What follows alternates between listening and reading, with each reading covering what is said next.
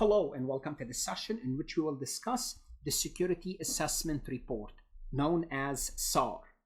In the prior session, we looked at the risk management framework, and part of the risk management framework, something we called risk assessment, part of that.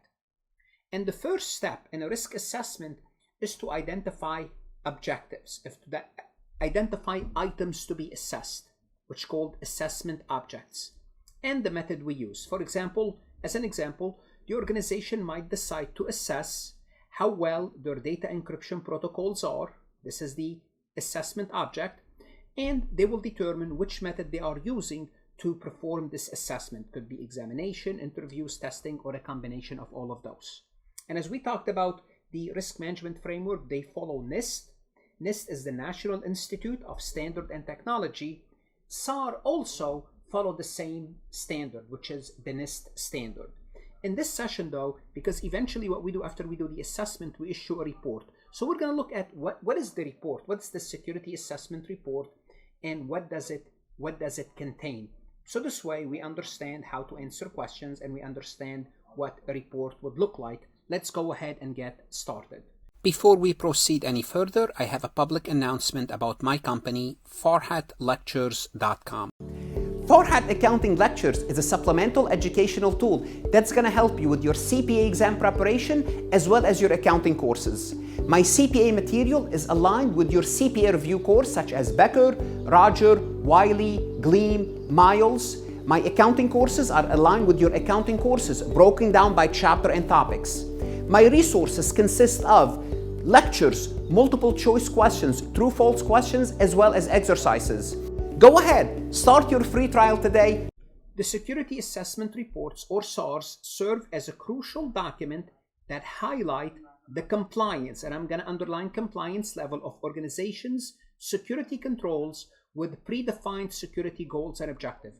So you make a claim, a security goal or an objective. Then you have controls over those security claims and objectives. What we're going to do, we are going to assess this claim. Assess means test the claim to see how well it's true or not. Then we are going to issue a report about this claim. So if you want to summarize, the purpose of SAR is to evaluate the efficiency and effectiveness of an organization, privacy and security measures. So this is what it tells us, is identifies compliance level of areas and non-compliance, which is a comprehensive analysis and document this process. It offers actionable recommendation for enhancement. It guides stakeholders in refining security strategies and promote ongoing improvement in security measures. As I mentioned, it identifies compliance level and areas of non-compliance. It's going to give you a grade on certain areas and not a good grade on others. The two grades that this report shows are satisfied or other than satisfied. So it's either an O or an S. S is for satisfied. Think S as a passing grade.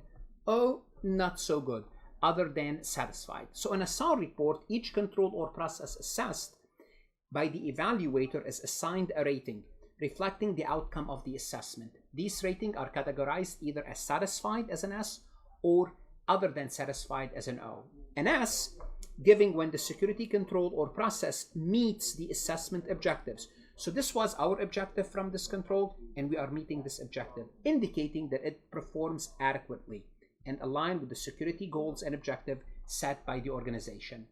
So what does this rating implies? It implies that the assessed control or the process is effective or functioning as expected, thereby contributing to the organization overall security position. How about S? S is good. How about O? O is other than satisfied, signifies that the assessor encountered issues in validating the effectiveness of a security control or practice. This rating of an O could stem from the inability to gather enough evidence that demonstrate compliance, or there is some anomaly, some issues in the operation or implementation of the control. Practically, this rating points to a potential gap or a weakness or a vulnerability in the organization's security framework that require attention and remediation. Now, the best way to illustrate what a SAR looks like is to look at an actual report, just to get an idea. So this is a sample report.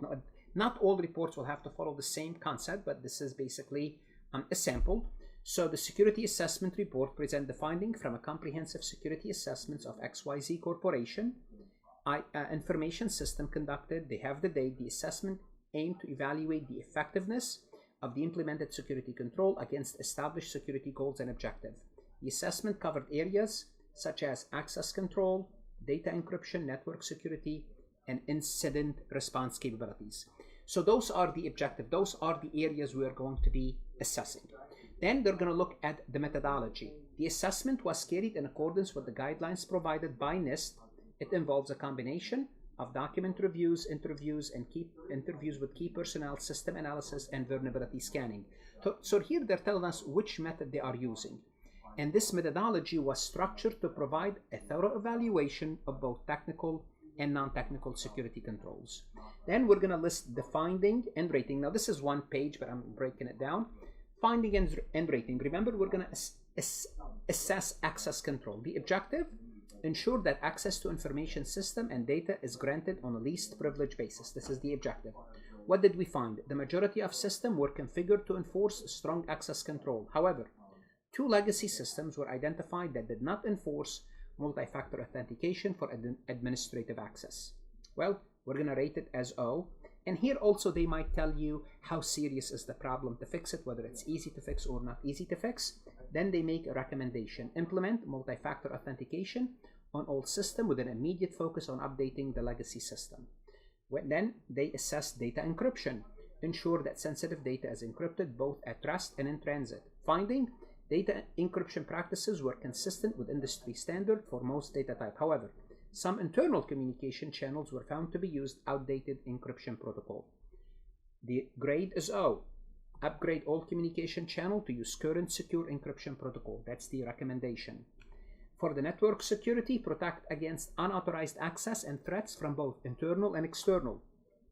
The network is secure with a robust firewall and intrusion detection system. Regular vulnerability scans are performed and no significant issues are identified. We're going to give S as a grade. Then they have the incidents report, and the grade is other than satisfied. Then we're going to have the conclusion for the report. XYZ has demonstrated a strong commitment. However, areas requiring improvement have been identified, specifically regarding access control, data encryption, and incident response.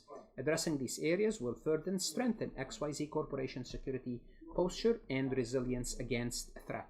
So this is what a SAR would look like. Now, not exactly like this one, but what I'm telling you is those are the main elements, whether it's in this format or in another similar format.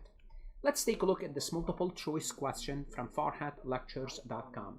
In the context of security assessment report, how would the use of outdated encryption protocol for internal communication most likely affect the assessment? So if you're using outdated encryption protocol, it would not affect the rating as long as external communication are secured. It would result in other than satisfied rating due to the inadequate protection. It would lead to a higher rating if the outdated protocol are only used temporarily. It would have no impact on the rating as internal communication are considered low risk. So if we have an outdated encryption for internal communication, what would this give us? Well, it's not going to give us a satisfied. It would be other than satisfied rating due to inadequate protection. Although the communication is internal, nevertheless, it's still important. It would not affect the rating. No, it will affect the rating, whether that system is used internally or externally. It would lead to a higher rating if the outdated protocol are only used temporarily. No, it would not. There's no such thing as temporary. You cannot assume it's going to be temporary. It would have no impact on the rating. Yes, it would have impact on the rating. The answer is B as in boy. What should you do? Now you want to go to Farhat Lectures, look at additional MCQs if you're studying for your CPA exam, some other professional certification, or courses, college courses. Invest in yourself. Good luck. Farhat is always here to help, and happy studying.